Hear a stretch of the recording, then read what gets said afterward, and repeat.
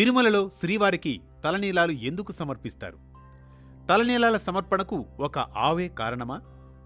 నీలాదేవి తన శిరోజాలు ఎవరికి ఎందుకు అర్పించింది? ఈ ప్రశ్నలన్నింటికీ సమాధానంగా సాగే అనగనగాలోని నేటి కథనమే ఆవు పాలు కారిన పుట్టలో దాగిన దైవం, నీలాదేవి శిరోజాలలోని త్యాగధనం.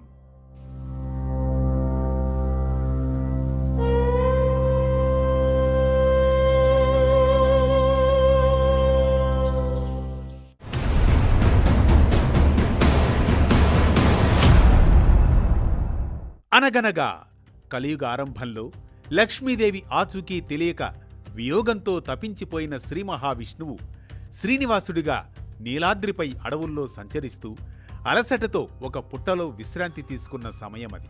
అదే సమయంలో ఆ సమీపంలోని రాజ్యంలోని ఒక ఆవు రోజూ ఎవరికీ తెలియకుండా ఆ పుట్ట దగ్గరకు వచ్చి తన పాలను ధారగా అర్పించేది. రోజూ పాలిస్తుండగా పాలు తగ్గిపోయేది ఆ గోవుకు. ఒకరోజు, 2 రోజులు, 3 రోజులు, ఇలా రోజులు గడుస్తున్నా పాలు మాత్రం ఇవ్వదు ఆ గోవు. దీంతో ఆ పశువుల కాపరి కంగారు పడిపోతాడు. రాజుకు, రాణికి ఏం సమాధానం చెప్పాలో అర్థం కాదు. దీనిని నిశితంగా గమనిస్తూ ఉంటాడు. ఆ గోవును వెంబడిస్తాడు గోవుల గోపన్న. ఆవు వెంటే అడవిలోకి ప్రవేశిస్తాడు. ఆ గోవు నేరుగా పుట్టను ఎక్కుతుంది. ఆ పుట్టలోని ఓ రంధ్రంకి నేరుగా పైకి చేరుతుంది. అంతే, తన పొదుగులోని పాలను క్రిందకు స్రవిస్తుంది.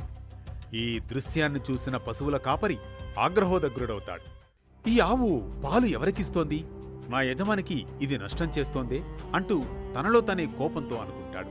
ఆ దృశ్యం అర్థం కాక కోపావేశంతో గొడ్డలని నేరుగా ఆ పుట్టపైకి వేగంగా విసురుతాడు. ఆ గొడ్డలి ఆవును కాదు, పొరపాటున పుట్టలోకి వేగంగా పడుతుంది. దాంతో పుట్టలో ఉన్న శ్రీనివాసుడి తలను తాకుతుంది. గాయపడి పైకి లేచి వస్తాడు ఆ పురుషుడు. ఆ సమయంలో తన ఎదురుగా ఒక దివ్య పురుషుడు. తేజస్సుతో మెరిసిపోతున్న శ్రీనివాసుడు. గోపాలకుడు ఆశ్చర్యపోతాడు ఆ దివ్య పురుషుని చూచి. రక్తం ధారగా కారుతోంది. తీవ్ర గాయంతో ఆ ప్రాంతంలో వెంట్రుకలు కూడా ఊడిపోతాయి. అదే సమయంలో అక్కడికి నీలాదేవి అనే గంధర్వ యువరాణి ఆ దృశ్యాన్ని చూచి చలించిపోతుంది. అయ్యో, ఎంత గాయమో కదా అంటూ ఆవేదనతో తన చీర కొంగును చించి గాయపడిన ప్రదేశానికి అడవిలోని ఆకుపసరు తెచ్చి గాయాన్ని కడిగి సేవలు చేసి కట్టుకట్టి శాంతపరుస్తుంది. తదుపరి కొంతకాలం